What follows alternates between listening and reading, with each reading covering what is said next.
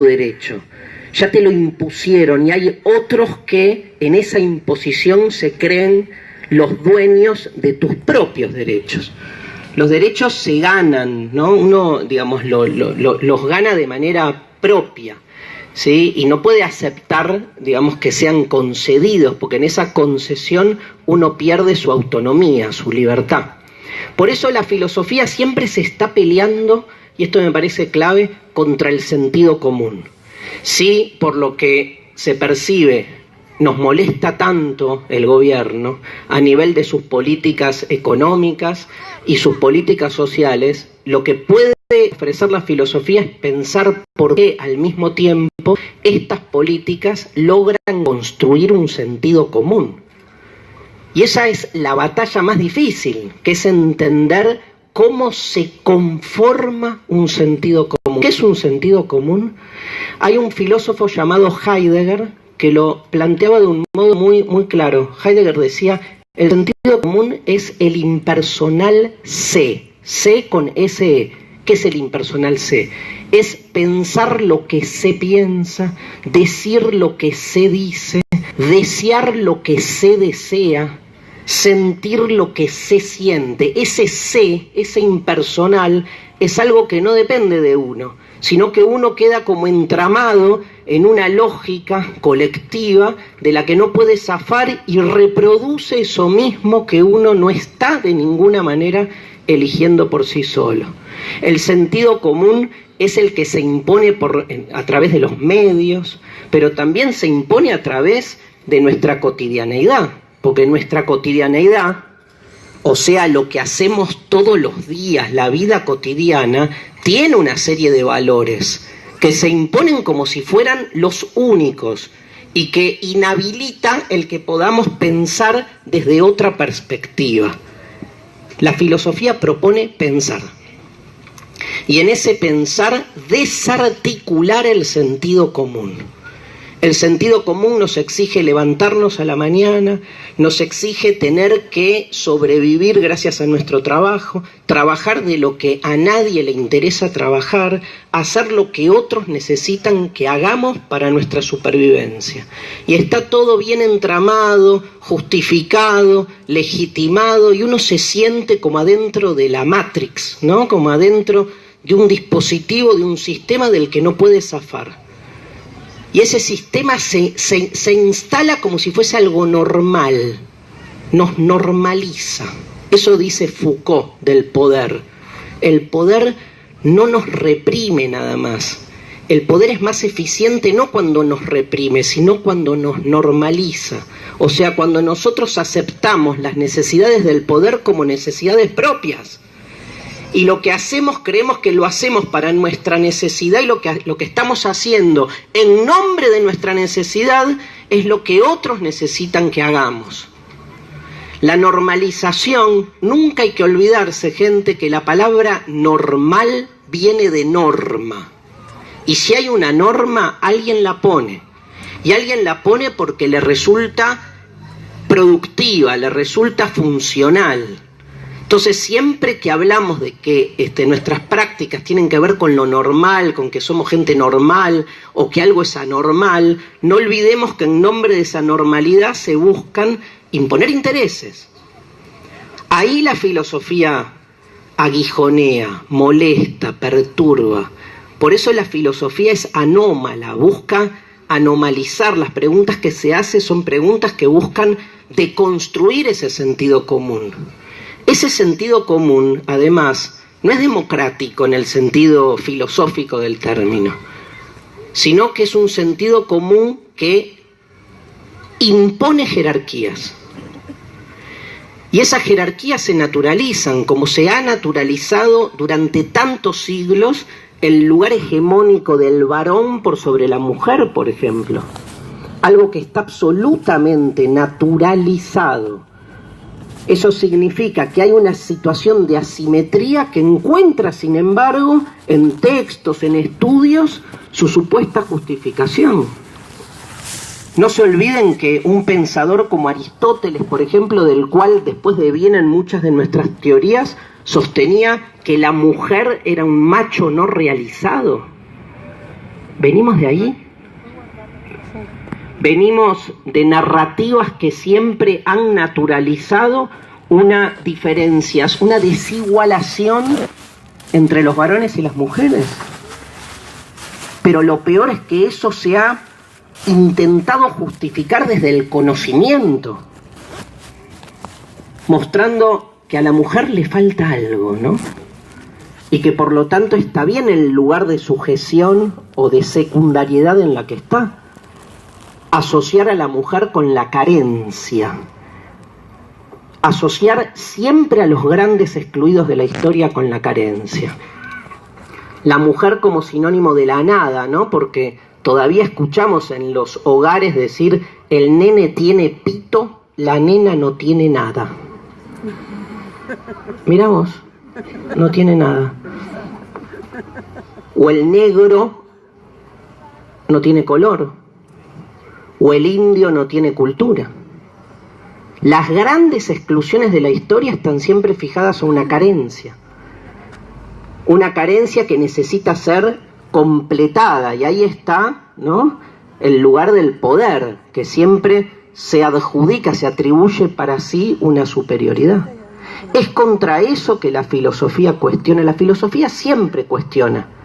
Y cuestiona de un modo molesto. Piensen que el primer filósofo llamado... el primer filósofo fue Tales de Mileto. Pero el primer filósofo así como con una fuerte exposición histórica, que fue Sócrates.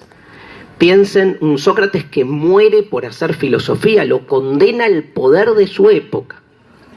En la acusación, no sé si recuerdan, lo acusan de corromper a la juventud, o sea, lo acusan de corrupto. Y a partir de ahí le elaboran toda una situación como para finalmente condenarlo. Sócrates se llamaba a sí mismo el moscardón, el tábano, porque decía que sus preguntas eran molestas, porque no preguntaba lo que le decían que tenía que preguntar. Él preguntaba tratando de hacer explotar ese sentido común. Ahora, pensemos ese sentido común, porque ¿de qué estamos hablando? ¿De algo extraño? ¿De algo abstracto? ¿De algo que se estudia en la facultad?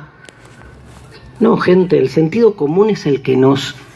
digamos, el sentido común está presente todo el tiempo. Lo estamos reproduciendo, y esto es lo peor, sin darnos cuenta. Lo reproducimos a diario porque son esas las formas en que se construye sentido en nuestros diálogos, en nuestros vínculos. No es solo una característica de los medios de comunicación. Doy un ejemplo bien tonto. Cuando pensamos al amor, por ejemplo, y decimos, che, ¿me conviene o no me conviene ponerme de novio o de novia con tal persona? Ahí estamos reproduciendo sentido común. Uno dice, ¿cómo? ¿Qué tiene que ver? Y sí, porque estás asociando al amor con la conveniencia, con la ganancia, con la economía. Y ya es una manera, no digo que no, digo no es la única. Se nos hace creer que el amor es algo que tiene que ver con una ganancia, ya es una forma donde se instala así como un chip del que uno no puede zafar. O la amistad, o la paternidad, ¿no? Todos seguramente, si yo les preguntase sobre los que son papás, mamás, sobre sus hijos, dirían, sí, mis hijos, que son tuyos, te pertenecen, son tu propiedad. Y no podemos pensar la relación padre-madre-hijes si no es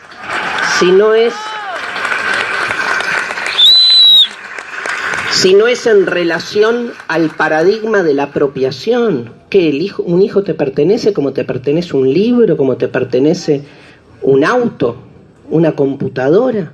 Ah, no, pero si no es mío, ¿qué es? Viste que no lo podés ni siquiera problematizar, porque lo tenés totalmente instalado que te pertenece. En realidad, hasta en términos metafóricos, si me permiten, el nacimiento de un hijo es en realidad su expulsión. Porque bueno, te lo sacaste de encima. Nació, ¿no? Y después estamos todos desesperados tratando de que ese vientre permanezca hasta como los 30 años más o menos, ¿no? Déjalo nacer de nuevo. Pero hay ahí me parece fundamental, esto quiero que entendamos, cómo ciertas ideas que creemos normales, naturales, suponen siempre ciertos valores. Ahí está el sentido común. La felicidad, por ejemplo. ¿Qué es ser feliz? Yo me dedico a una disciplina que es esta, que es la filosofía, que como se darán cuenta, hace preguntas como raras, ¿no? Extrañas, provocativas y que nunca llegan a buen puerto. Siempre me preguntan, ¿y qué sensación te queda después de hacer filosofía? Y yo siempre digo, bajón. O sea, la filosofía angustia. Pero resignifiquemos la angustia. Resignifiquemos el valor de la angustia, porque la angustia existencial, la que se hace la filosofía, tiene algo como liberador, porque sentís que te está saliendo de las respuestas previas. Eso es lo más importante. Entonces, a mí la angustia, aunque les parezca raro, me hace feliz. Cuando yo digo eso, me miran con una cara de ¿cómo vas a ser feliz angustiándote? Porque en nuestro paradigma, felicidad y angustia son antinómicos, contrapuestos, ¿no? ¿Qué es la felicidad? Gran pregunta, pero todos nosotros nos pasamos diciendo quiero ser feliz, y cuando te preguntas qué es la felicidad, quedás así como apeando en el vacío, porque depende. ¿Qué es ser feliz? ¿Tener todo lo que quiero? ¿Eso es ser feliz? ¿Todo lo que tengas y quieras se va a disolver todo el tiempo? Porque la acumulación material te puede hacer feliz un poco. Y te puede hacer feliz un poco porque estamos atravesados en tantos seres humanos por una paradoja trágica, que es que nacemos para morir. Y los que más tienen se mueren igual, ¿eh? Por más que junten y la junten y no hagan otra cosa que vivir para eso. Entonces ese nacer para morir nos coloca en otro lugar. Si nacemos para morir, que es la angustia existencial número 1. O sea, no se entiende. Que esto se termine no se entiende. No que se termine la charla, que se termine nuestra propia existencia. Es más fácil entender la muerte de los otros que la propia muerte. El propio morir es insoportable. O sea, yo no puedo creer, ahora la estoy pasando bárbaro, charlando con ustedes, transpiro un poco. Estoy acá en la matanza, chocho de la vida, y en algún momento me voy a morir. Uno dice, ¿para qué te tenés que recordarlo, no? Disfrutá las cosas que tenés. ¿Saben que hay un filósofo? Ahora vuelvo con eso. Hay un filósofo que ya les nombré, Heidegger, decía, el gran problema del ser humano es que huye de la conciencia que tenemos de nuestro propio morir. Y eso está mal. Porque entonces te olvidás de que tu condición es una condición limitada, que si la recordaras, probablemente muchas de tus prácticas cambiarían. Entonces nos invita, lo parafraseo, pero lo traduzco, pero para que se entienda, nos invita como tipo, nos dice algo así como, una vez por semana, acordate que te vas a morir. Yo lo puse en práctica con Francia 4, Argentina 3, por ejemplo. En ese momento estaban todos sufriendo y yo dije, me voy a morir, ¿qué importa?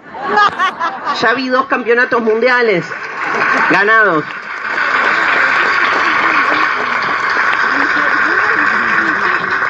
O el día que me dejaron, que me dejó un gran amor, recordé que me iba a morir y no me importó. Ahí me di cuenta que la filosofía no sirve para nada. No, pero es cierto que esta conciencia de finitud resignifica mucho lo que hacemos, ¿no? No es buena onda recordar todo el tiempo que te vas a morir, pero no está bueno creerse omnipotente, eso digo. Entonces la conciencia de finitud desacraliza también lo que uno cree de sí mismo. Y el sentido común, quiero volver ahí, también nos coloca en un lugar hiperproductivista. Y entonces como que ningunea toda la cuestión existencial, que es fundamental. Por eso, y quiero cerrar ese paréntesis que abrí, a mí me pone feliz hacer filosofía, o sea, angustiarme, aunque parezca raro. Porque la felicidad obviamente no me pasa por el consumo material. ¿Por dónde? ¿No? ¿Qué significaría ser feliz? Aristóteles decía, vuelvo con Aristóteles ahora con una definición copada, la anterior era un horror, ¿no?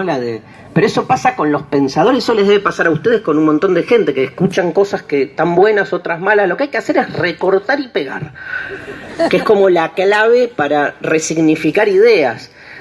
Aristóteles decía, ser feliz es autorrealizarse. A mí me encanta la idea de la realización. O sea, como uno se va sintiendo feliz en la medida en que siente que puede realizar. Realizar viene de real. O sea, volver más real aquello para lo que uno cree que está en el mundo. Les anticipo que nunca van a realizarse y que no tiene un punto de llegada final. ¿Por qué? Porque en el medio te morís, recuerden. Entonces no es que, ay, me realicé. Aparte, imagínate si te realizas al otro día, a la mañana, ¿qué haces? Tipo, me realicé, ok, y mañana, pongo el despertador, mañana, porque llegás como a un lugar final, ¿no? O sea, la felicidad es una búsqueda eterna e infructuosa. No podemos dejar de buscar algo que sabemos que nunca vamos a alcanzar. Esa es la tragedia humana, una de las tantas. Pero por lo menos tomando conciencia de ese aspecto así paradójico, te peleas con los que te hacen creer que votando a X o a Y o comprando H o J vas a ser feliz. Porque te venden el buzón de la felicidad. Y ni hablar los que te venden el buzón de la felicidad en el cielo. Entonces es correrse un poco también de esas perspectivas para apropiarse de nuestra propia incertidumbre, ¿no? Hay otra definición de felicidad que tiene que ver con la imperturbabilidad del alma. Eso decía Epicuro, ser feliz es que nada me perturbe. Yo me costaba entender esa idea hasta que un día hablando con mi madre, ahora voy a hablar un poco de mi madre, que no viene, nunca viene a mis charlas, porque la nombro mucho, y entonces una vez estábamos discutiendo con mi mamá, y mi mamá me dijo, basta, déjame en paz, déjame ser feliz. En una discusión que nada, yo le cuestionaba cosas de hace 30 años.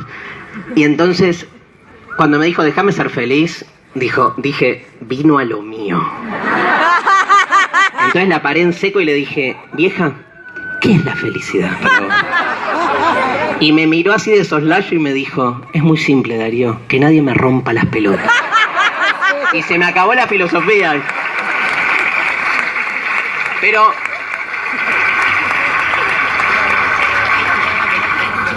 esto yo lo conté muchas veces, pero lo voy a contar de nuevo. Se lo merece mi mamá, que tiene 76 años.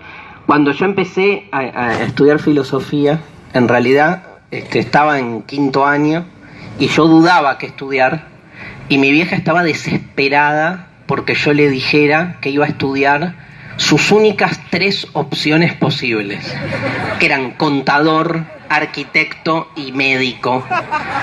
Y entonces yo sabía que venía mal la mano, y entonces procrastinaba, digamos, o sea, le postergaba la respuesta. Venía y me decía, ¿ya sabes? No, todavía no.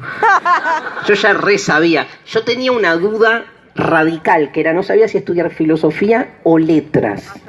Para mi vieja era lo mismo.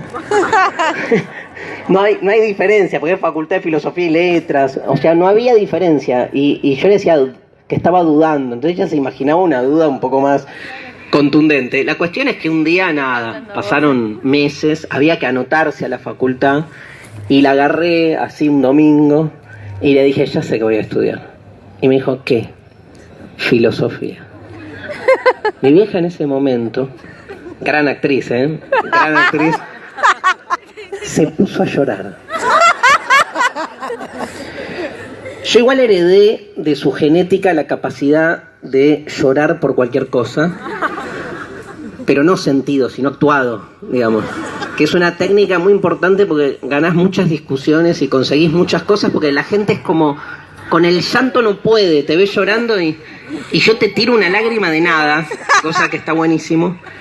Y entonces se puso a llorar y hizo este gesto, no sé si me ven así, digamos, y habló para adentro. ¿Viste cuando hablas para adentro pero esperando que el de al lado te escuche? Que es como, se la tirás de costadito.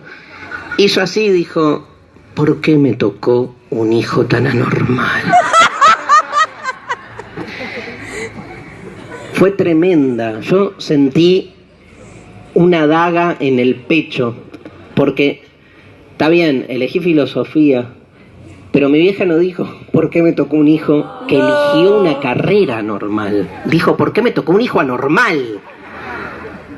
Qué distinto. O sea, ella me quería decir anormal. Fíjense que la normalidad se volvió mi tema después toda mi vida, ¿no? Pero me acuerdo que le dije, pará, ¿por qué decís eso? ¿Por qué anormal? No. Estaba como loca, desesperada.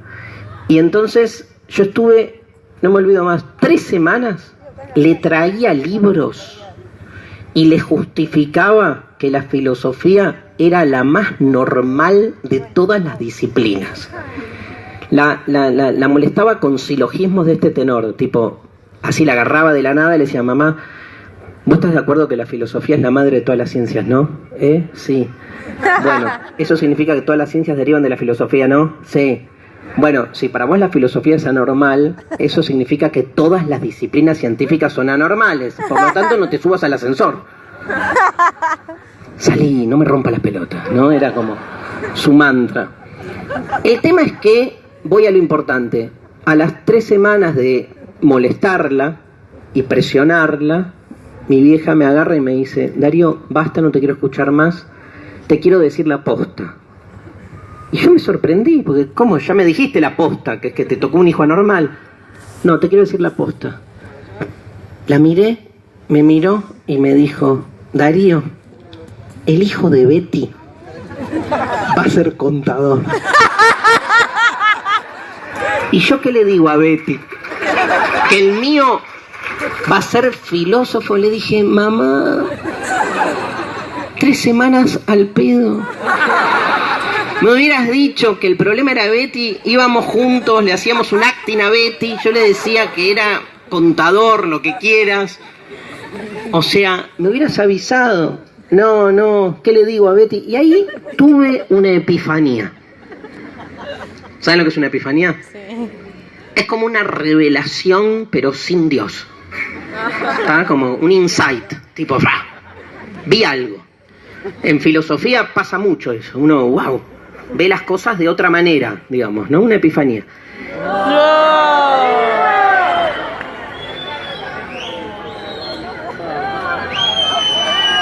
Cambio de...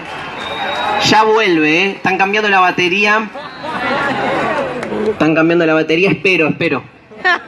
Igual lo que importa es lo que digo, ¿no? ¿Qué me están mirando? ¿Los puntitos negros que tengo? ¿Ya está la batería? ¿Ahora sí? ¿Me ven? ¡No! ¿Ahora? ¡No! ¿Ahora? ¡No! ¡Sí! Bien.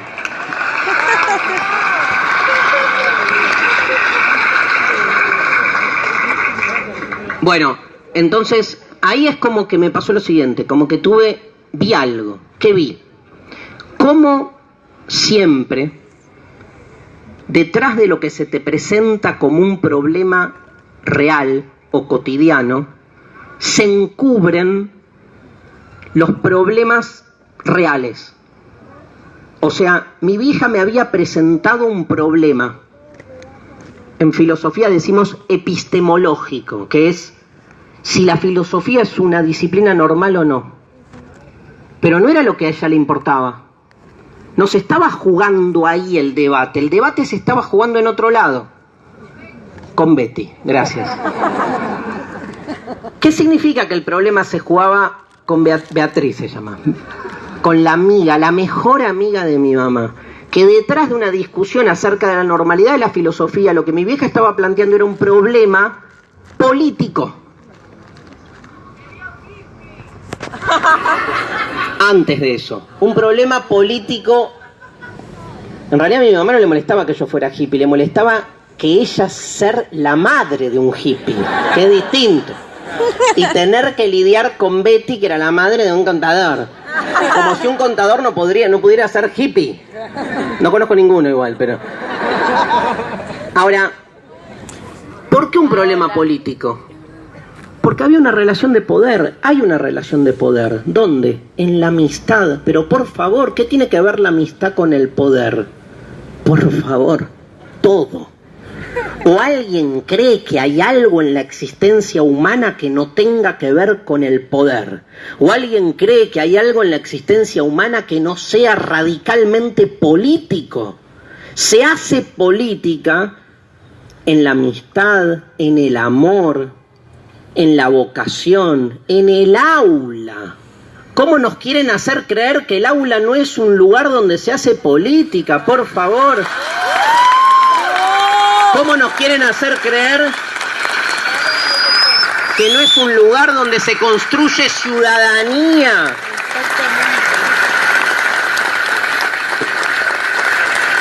Y no hay, ni siquiera hay argumentos, porque la argumentación en la cual se piensa el aula despolitizada, y esto es algo que se lo debemos, la reconcientización que estamos teniendo del carácter político de todo lo que hacemos, ¿saben a quién se lo debemos?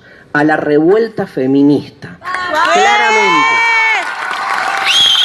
Que nos volvió, claramente nos volvió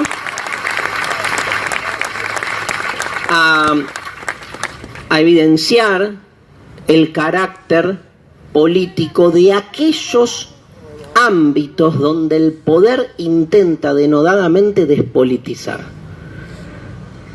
Porque ese es el gran artilugio del poder, crear zonas de la existencia supuestamente apolíticas, zonas donde se supone que el poder no se ejerce. En las zonas donde más se nos hace creer, sentido común, que el poder no se ejerce, es donde el poder ya nos ganó. Betty, de nuevo. ¿Por qué Betty? Porque en realidad mi mamá se estaba jugando, nada, su relación diaria con Betty, que se aman, pero también, como todo vínculo humano, compiten. Hay una relación de poder que no es algo negativo. El poder no es ni bueno ni malo, es poder. Después uno construye el bien y el mal, ¿no? Eso decía Spinoza. Spinoza decía, no queremos las cosas porque son buenas. Son buenas porque las queremos. Al revés, no queremos las cosas tipo, primero sostenemos que hay cosas buenas y vamos hacia ellas, sino que somos deseo, poder, potencia, posibilidad. Y después siempre vas a encontrar la excusa para que lo que vos deseás sea lo que está bien. Tengo una peor que esa. Nietzsche decía, ¿saben cuál es la diferencia entre los buenos y los malos? Entendamos de una vez en qué nos diferenciamos de los malos. En que los buenos somos siempre nosotros. Y cuando te pones a pensar, nada, es bastante genuino el razonamiento, aunque duela. Pero entender que hay otro atravesamiento. Poder no significa joder al otro. Poder significa expandirme en lo que soy, desplegar mi diferencia. Mi mamá y Betty eran dos personas que desplegaban sus diferencias y entretejían una relación de poder. Pero miren qué loco, mi vieja no me lo pudo decir. No me pudo decir, Darío, acá hay una cuestión política. Tuvo que adornar, que maquillar, que transformar el problema en otra cosa. Por eso, cada vez que yo veo cada media hora los titulares, los zócalos de los canales de noticias de nuestra televisión argentina, veo cuáles son los 10 o los 5 títulos que describen los problemas actuales de los argentinos. Yo veo y digo, ¿dónde está el hijo de Betty? Porque seguro que estos 5 problemas no lo son. Hay algo que no se está poniendo en juego cuando nos dicen título 1, título 2, título 3. Son como mi vieja diciéndome, sos un tipo normal. Entonces busco siempre al hijo de Betty. Cuando buscas al hijo de Betty, te das cuenta realmente de que la cosa es mucho más profunda de lo que uno cree. Porque es difícil sacar ahí la cabeza, es como ¿Desde qué lugar visualizar esa diferencia, no? Miren, hay un filósofo para entender esto de cómo encontrar por dónde pasan los problemas, ¿no? Los problemas de la filosofía. Que ahora voy a ser filósofo, pero quiero concentrarme en esto, que es cómo entender, digamos, el tipo de problema que la filosofía plantea, cómo entenderlo en la cotidianeidad. Uno muchas veces piensa que la filosofía es algo abstracto, que se estudia en la facultad, que está realejado de nuestra vida cotidiana. Es cierto, hay una carrera de filosofía y profesorado de filosofía que es fascinante lo que uno estudia. Yo soy egresado de una carrera de filosofía de la Universidad de Buenos Aires, o sea, todo bien. Para filosofía podemos hacer todos. Y de hecho lo hacemos. Lo que pasa que nos da, como le pasaba a mi vieja con Betty, algo de vergüencita. Porque se construyó el sentido común de que las preguntas de la filosofía son inocuas. Inocuas significa al pedo. Dije inocuas para ser así como... Inocuas, vacuas, vacías, como inofensivas, como un divague, ¿no? Como cosa de colgados.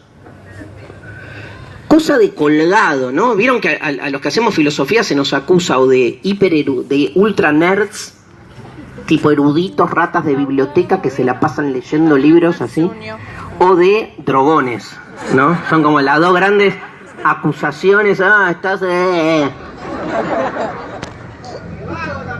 Y de vagos también me dicen acá.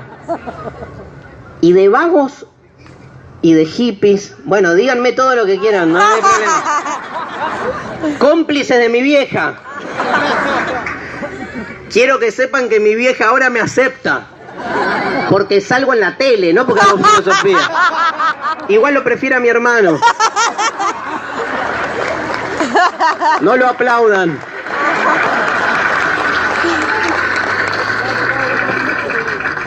Pero, digo, está en lo más cotidiano ese tipo de preguntas filosóficas. A ver, pensemos esto, quiero como desacralizar la idea de que la filosofía es algo lejano. Ya dimos un par de ejemplos. Piensen, digo, el ejemplo que sea, yo me acuerdo de las primeras veces que empecé como a percatarme de lo que era la filosofía. Era como, tenía mis primeras preguntas existenciales. ¿Recuerden ustedes sus primeras preguntas existenciales? ¿Qué es una pregunta existencial? Es una pregunta que uno se hace, pero que tiene que ver con lo más inmediato, que es puesto como en estado de extrañamiento, ¿no? Como, yo me acuerdo, miren qué loco, pero a mí me pasó en la escuela primaria, que estaba en tipo primero o segundo grado, y había una maestra hablando, y yo no la escuchaba, porque me aburría mucho lo que decía. Entonces, me acuerdo, miren qué extraño, pero me acuerdo que yo me veía a mí mismo haciendo el acting de que la estaba escuchando. Y decía, wow, qué loco. Me estoy separando. 6, 7 años, así quedé después, ¿no? Pero como que me había escindido en dos, como que ahora yo les estoy hablando y al mismo tiempo hay una parte mía que dice, qué sarta de pelotudeces que estás diciendo, Darío, callate, por favor. Pero mientras hablo y al mismo tiempo estoy pensando en que estoy transpirando y en vez de ser uno soy 3 o 4 porque está el que está pensando en las 3 cosas al mismo tiempo que está diciendo. Y ustedes me están escuchando y al mismo tiempo pueden interiormente dividirse en 2 como mínimo y decir, wow.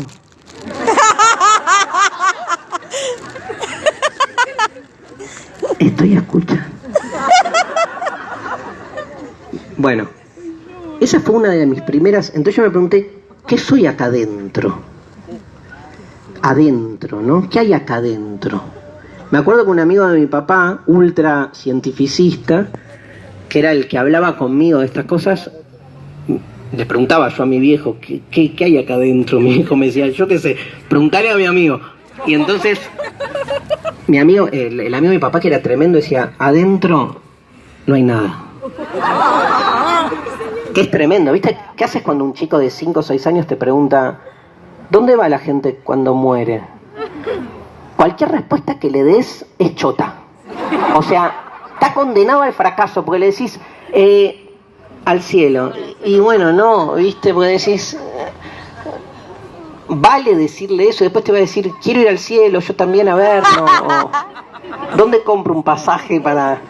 Es como... Y la otra es decir, ¿dónde va la gente cuando muere? A ningún lugar, no queda nada. Vienen los gusanos y te comen y pasas a hacer petróleo de una nave estelar. No. Entonces, ¿qué haces? Subís, básicamente. Bueno, pero está bueno, porque lo que hay que hacer es sostener el problema. Perdón que diga esto, ¿no? Hay un prejuicio de que los chicos no se bancan el conflicto.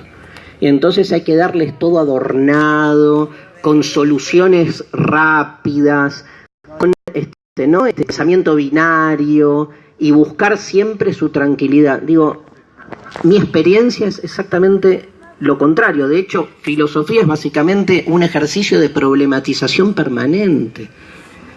Y es una manera de reconciliarnos con lo que somos, con nuestra propia limitación.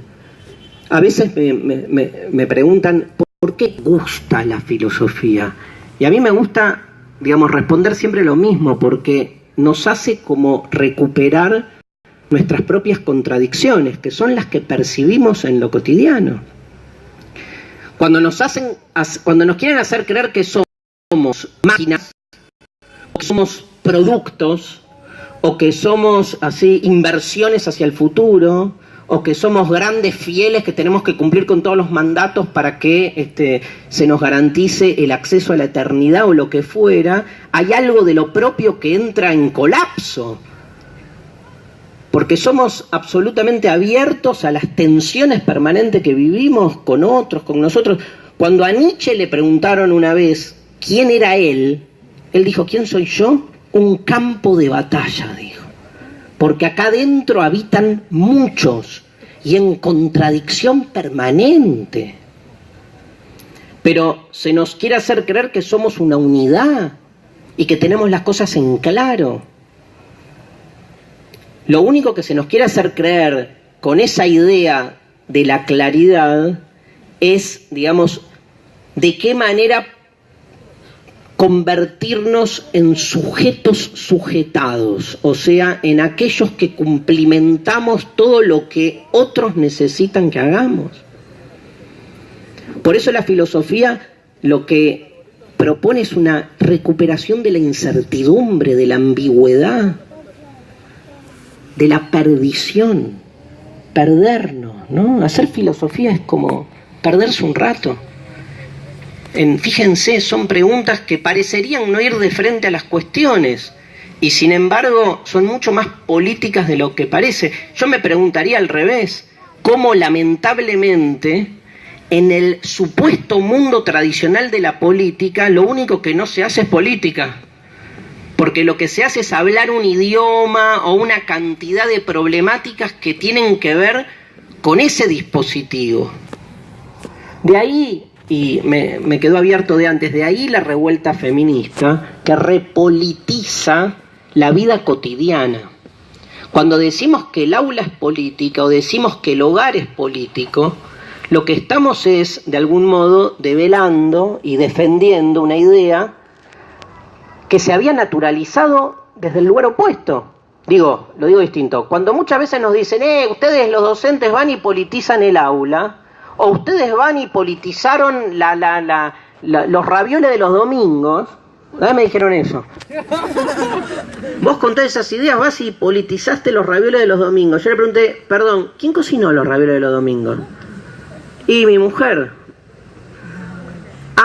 Vos decís que en la respuesta, mi mujer cocinó los ravioles de los domingos, ya no había política. Y no se había instalado una forma de ordenamiento familiar donde el varón, el jefe del hogar está en la punta de la mesa y está muy claro quién tiene que hacer la comida, quién tiene que levantar los platos y quién tiene que lavarlos después y quién tiene que tener el tiempo libre para ejercer lo que quiere. Esas diferenciaciones ¿no suponen ya un ejercicio de la política? Acá, creo yo, Cuando se nos acusa de haber generado la grieta, cuando se nos acusa de haber agrietado la realidad social, no podemos responder que la realidad venía ya demasiado agrietada y que lo que de algún modo hacemos es evidenciar esa grieta, porque el gran éxito de la grieta es haberse naturalizado como una forma invisibilizada. Acá nadie vino a agrietar nada. La sociedad está agrietada. Y de alguna manera lo que pudimos empezar a poner en evidencia, y no hablo de un partido político, hablo en general de aquellos que militamos la necesidad de recuperar lo conflictivo como una forma de vínculo con el otro. No hay democracia si no hay conflicto, si no hay puja de intereses. Obvio que hay puja. Báncatela. De eso se trata. Eso nos pasa en las casas, en nuestras parejas, en nuestros vínculos con los hijos. Dije los hijos, ¿vieron? No dije nuestros hijos. ¿Sí? Igual a veces meto la pata. Pero lo que quiero decir es, hay conflicto en la medida en que hay intereses en juego, obviamente. Al revés, esta especie de moda de que el conflicto es negativo, lo único que busca es que una de las partes en juego imponga su lógica como lógica única. Y en nombre de la paz social, de la reconciliación nacional y todas esas metáforas bellas, lo que se busca es que uno de los proyectos que hay se imponga como proyecto colectivo y válido para todos. En una democracia, por suerte, hay diferencia. Lo digo distinto, no pueden convivir, para mí, no pueden convivir la democracia y la verdad. Porque si hay una verdad, no hay forma de que aceptes que el otro tal vez también tenga razón. Y en nombre de la verdad se han cometido los más grandes exterminios de la historia, ¿eh? No en nombre de la mentira o en nombre del mal, en nombre del bien. Yo no escuché, no sé, miren que me tocó estudiar todos los discursos de Videla que dio como presidente de este país. Nunca lo escuché decir, soy el mal. Siempre habló en nombre del bien, ¿eh? No conocí a ningún personaje maléfico hablar en nombre del mal. Entonces, me cuesta hablar de la verdad. Siempre le desconfío. Siempre que alguien me dice, yo tengo la verdad, salgo corriendo. Siento que ahí detrás hay un usufructo de esto que veníamos hablando, ¿no? Entonces, de cómo se imponen ciertas lógicas de ese lugar. Entonces, la pregunta es, ¿cómo me peleo contra eso? Y acá les daba estos ejemplos, ¿no? De la autoescisión, de cómo surge la filosofía, de cómo podemos anomalizar en lo más cotidiano. Probablemente a muchos de ustedes les debe pasar de ir en un colectivo y por ahí, nada, colgar, ¿no? ¿Qué es colgar? Es ver el cielo, la nube. ¿Qué es eso, no? Una nube, uno dice, bueno, está ahí todo el tiempo. Está bien, está ahí todo el tiempo, y sin embargo hay un momento en que uno puede poner un freno, interrumpir esa cosa cotidiana de que está ahí todo el tiempo y decir, wow, hay algo que tiene forma. ¿Por qué las cosas tienen forma? ¿Y por qué son esas las formas? ¿Y por qué vienen con colores? ¿Y por qué esos colores y no otros? ¿Y por qué esos tamaños? ¿Qué es un tamaño? O sea, ¿a quién se le ocurrió hacer las cosas con tamaños? ¿Y qué significa que haya cosas? Y no parás, ¿eh? No. ¿Y qué significa que yo esté pensando todo esto? ¿Y por qué yo pienso? Y cuando yo pienso todo esto, ¿ella también está pensando todo esto? ¿Y ella piensa del mismo modo que pienso yo? ¿O es una maquinita que reproduce lo que otros necesitan que ella diga? ¿Y yo por qué no soy una maquinita que estoy reproduciendo lo que otros necesitan que yo diga? Incluso decir esto, o sea, que soy alguien que cuestiona que todo el mundo sea una maquinita que diga lo que otros necesitan que digamos. Era la idea.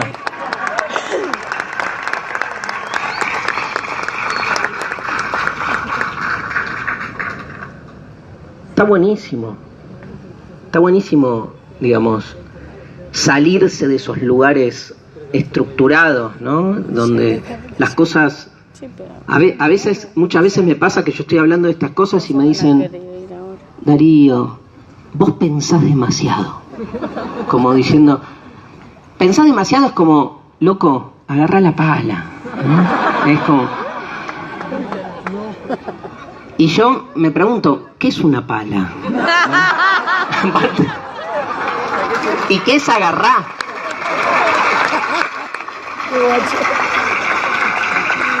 Porque agarrar la pala, cuando nos corren con agarrar la pala, es agarrar la pala que yo tengo, que yo te doy, que yo te impongo, para que vos juntes lo que yo necesito que vos hagas, un trabajo alienado en función de mis propias necesidades.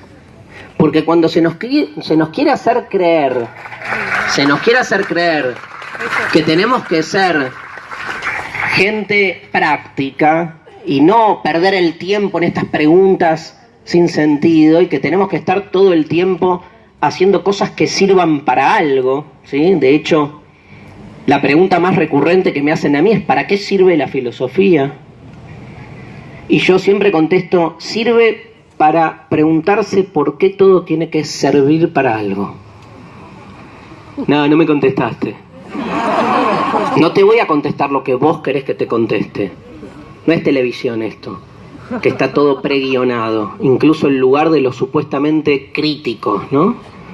O sea, porque detrás de la idea de que todo tiene que servir para algo, esa idea del servir, no se olviden nunca, que nos hacen creer que todo tiene que servir para algo, y si todo tiene que servir para algo, también es que sirve para alguien. Porque de servir viene también servidumbre, ¿eh? Son palabras que se asocian, que cuando pensamos, todo lo que yo hago tiene que tener una utilidad, tiene que servir para algo y para alguien. ¿Para quién? ¿A quién le sirve? ¿Sabe dónde terminó el hijo de Betty? No voy a contar. Obvio, ¿no? Por algo la preeminencia de esa lectura de las cosas. Y obviamente me preocupa, alguien gritó capitalismo, muy bien, pero a mí me preocupa obviamente el capitalismo, mucho más me preocupa la mercantilización de la existencia. Porque al capitalismo lo visualizamos en sus acciones cotidianas y cómo se normaliza la idea de propiedad. Ahora, mucho más dañino y más necesario de correrse es pensar, ¿no?, que el otro me pertenece.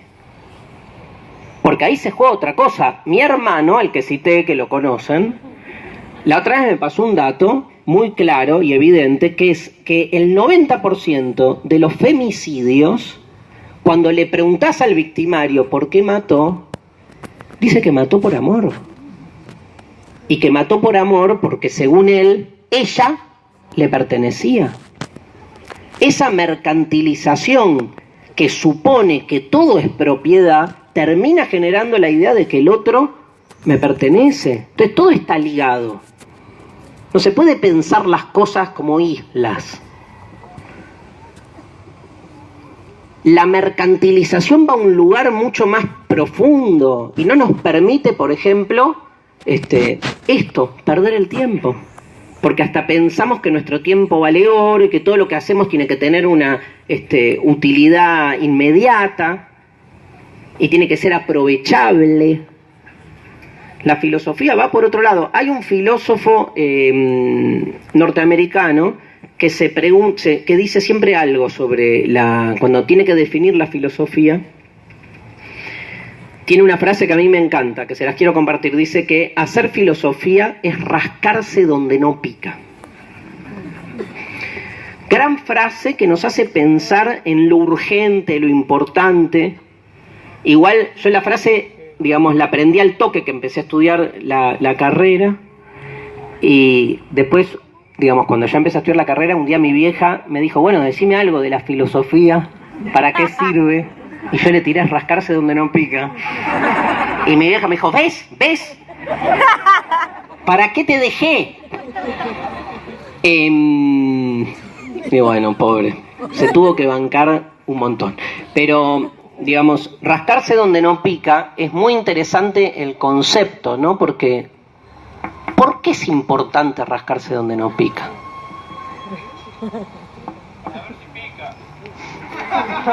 Para ver si pica, dice acá un compañero, ¿no? No está mal. ¿Para qué? Para ver si a alguien más le pica. Para sacarte del lugar de comodidad, dicen ahí. Porque cuando te rascas te empieza a picar, dicen por acá, y vas como creando nuevas zonas. Piense cada uno la metáfora de la picazón y del rascar por donde quiera, ¿no?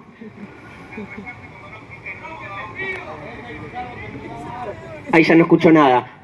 De a uno, porfa. Porque tenés dudas. Porque se te da la gana. ¿No? ¿Por qué me voy a rascar donde me dicen que me tengo que rascar? Sería, ¿no? La diferencia. Y entonces me rasco donde quiero. ¿Vale? Por las dudas. Por las dudas. Mirá si te está picando y no te das cuenta. Pero yo voy ahí con la compañera. A mí me gusta esa yo también. Igual no creo en el amor, así que no pasa nada. En el amor idealizado no creo. En el amor idealizado. Ahora vamos a hablar del amor. Cierro esto, hablamos del amor y terminamos. Bueno, no. Miren, yo siempre lo pienso así. Está buena la metáfora de rascarse donde no pica. Está claro que la pregunta de la filosofía es una pregunta que parece una pregunta inútil. Como que, o sea, piensen que yo hice un seminario en la carrera. Durante 4 meses nos juntábamos todos los miércoles de 15 a 19 horas y el seminario se llamaba La Alguidad de la Nada. ¿Saben de qué se trataba, no?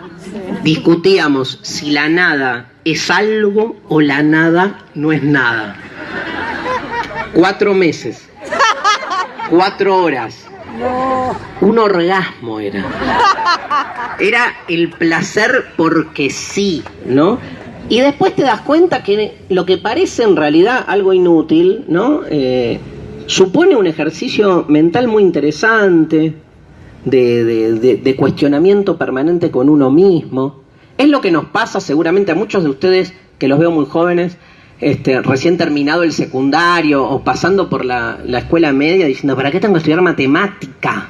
¿No? Es como lo más inútil, uno dice, que puede haber. Muchas veces a mí me decían, bueno, tenés que estudiar matemática para entender por qué funcionan los aviones. ¿Y por qué tengo que entender, no, por qué funcionan los aviones? Pero después me di cuenta de otra cosa. Platón, un filósofo de los padres de la filosofía occidental, decía que nadie podía estudiar filosofía si no estudiaba antes 10 años de matemática. Eso dice en la República. ¿Por qué? Porque al estudiar matemática, razonás, pensás, argumentás, buscás consecuencias. Pero no les quepa duda que cuanto más práctica tengan en matemática, después ganan todas las discusiones. Porque hay algo que se aceita ahí en la mente, ¿no? Entonces, digo, vuelvo ¿cuántos? Un montón. Con 10 basta. Obvio, digo, es otro gran tema, el tema de la currícula, ¿no? Digo, ¿por qué estudiamos las materias que hay que estudiar? Quiero decir algo porque veo que hay muchos docentes acá. Y en relación a eso, quiero decir algo y quiero cerrarlo de rascarse y picar, que quedó abierto, pero quiero decir algo de la educación. Todos los que somos docentes y vivimos la docencia como la vivimos, somos conscientes de que la educación está en crisis. Obvio, obvio. Y en Chile la están sacando, en España la están sacando, porque molesta, porque acá tenemos fuertes discursos desde el gobierno que dicen que el pensamiento crítico es negativo, y se entiende lo negativo como que tira para atrás y no quieren un país productivo y cosas por el estilo. Pero quiero decir algo, todos los que somos trabajadores de la educación sabemos que la educación está en crisis. Nos robaron ese discurso también, ¿eh? Ojo con eso, porque cuando el gobierno dice la educación está en crisis, claro, la lee desde su lente. Yo como docente y seguramente todos los que estamos acá somos muy conscientes y somos los primeros que nos desvivimos en la reinvención permanente de la institución escolar. Pero yo no hay año que no estoy repensando cómo mierda tomo un examen, cómo evalúo, cómo hago más didáctica una clase. De hecho, todo lo que terminé haciendo acá en los medios nació ahí, en la escuela. Tenía que dar clase a las 8 menos cuarto los días lunes de filosofía. Tenía almohadas, no alumnos. Empiezan con al, los dos. Y había que despertarlos, entonces me acuerdo pero me desvivía diciendo, a ver cómo hago, que se entienda, que lo lleven a lo cotidiano, que lo corporicen, que les interese. El aula está deserotizada, a nadie le importa nada de lo que pasa en el aula. Pero ¿qué pasa? Esa crisis que viven las instituciones educativas, algo que los docentes lo trabajamos desde siempre, sin embargo, ahora parece que nosotros somos los conservadores, defendemos la educación tal como está. No. Porque entonces sucede lo peor para nosotros, que entonces los modelos de tinte neoliberal, cuantitativistas y excluyentes educativos son los portadores del cambio. Por eso es lo mismo que quise haber compartido en relación a la política. Muchos de los que estamos acá compartimos que la política tradicional está en crisis. Ahora, la derecha, frente a la crisis de la política tradicional, lo que ha hecho es salir con su discurso de la antipolítica y de la despolitización absoluta de la sociedad civil. Yo también creo que la política tradicional está en crisis, pero creo que la solución no es la despolitización, es exactamente todo lo contrario, es la repolitización absoluta de todas las prácticas cotidianas. Y me parece que con la educación pasa lo mismo. Poder movernos, ¿no? Obvio que está en crisis la educación, o sea, tampoco queremos así, queremos que la cosa cambie, pero no para el lugar que ellos proponen. Queremos un modelo de educación inclusivo, un modelo de educación que reerotice lo que sucede en el aula. Que los chicos vengan y nada, que les pase algo, Si no, es una guardería de púberes, sobre todo en la secundaria. Vieron que hasta se llama enseñanza media. ¿Saben por qué se llama enseñanza media? No. Tremendo lo tuyo. Todas las instituciones o las categorías que tienen el adjetivo media tienen un problema con su propio estatus, digamos, con su propia entidad. Primero les digo, se llama enseñanza media porque esto está en la reglamentación. O sea, la pueden buscar. Yo hice ese trabajo de investigación y casi me pego un corchazo. Porque dice, se llama enseñanza media porque está en el medio. De la primaria, se lo juro, gente, y de la universidad, porque la primaria tiene entidad, que es la lectoescritura, la adquisición de lectoescritura. La universidad tiene entidad, la salida laboral, o se suponía en algún momento que brindaba salida laboral. Y en el medio, no sé, guardería de púberes. Metamos ahí 5 años, 13 a 18, quedó enseñanza media. Después anda a dar una clase en serio. Si está en el medio, es un tránsito, ¿no? Edad media, también que se la visualiza. Bueno, clase media. Un gran tema, ¿no? Para analizar también. Vieron que